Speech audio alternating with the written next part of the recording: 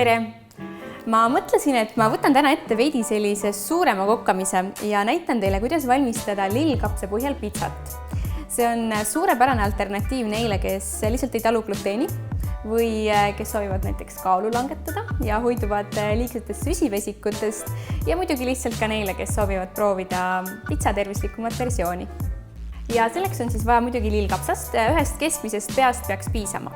Ja lillkapsast tuleks teha sellised riisilaadsed tükikesed.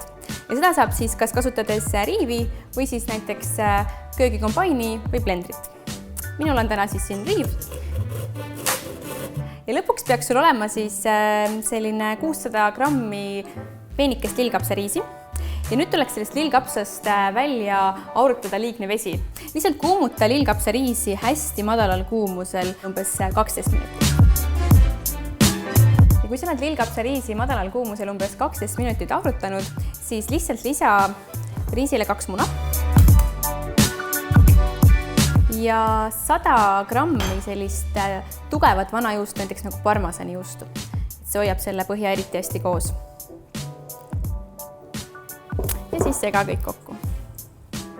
Mina siia soola ei lisa, sest juust teeb ta juba piisavalt soolaseks.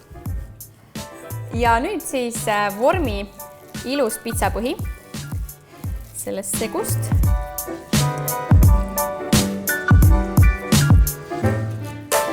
Ja nüüd pane pitsapõhi umbes 20 minutiks 200 kraadi juurde ahju.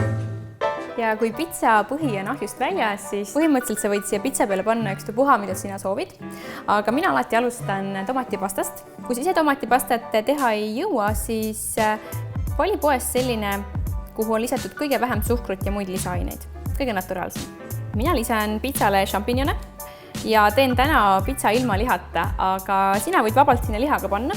Näiteks väga hea on kanahakk lihaga. Nii.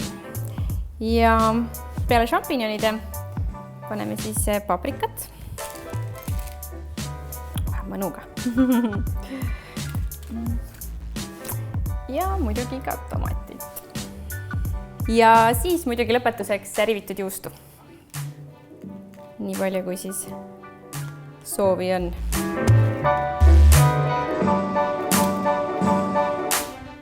Ja nüüd tuleb ta lihtsalt taaskord uuesti ahju panna umbes 12–15 minutiks. Ja lõpptulemus peaks siis olema midagi sellist. Minule endale meeldib pitsale lisada veel värsket basiilikut. Nii et kui sulle ka meeldib, siis kindlasti tee seda.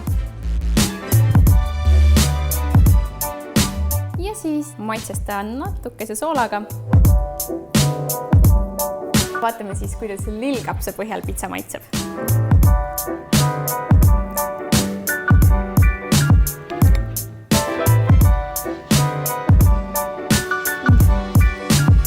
Väga hästi.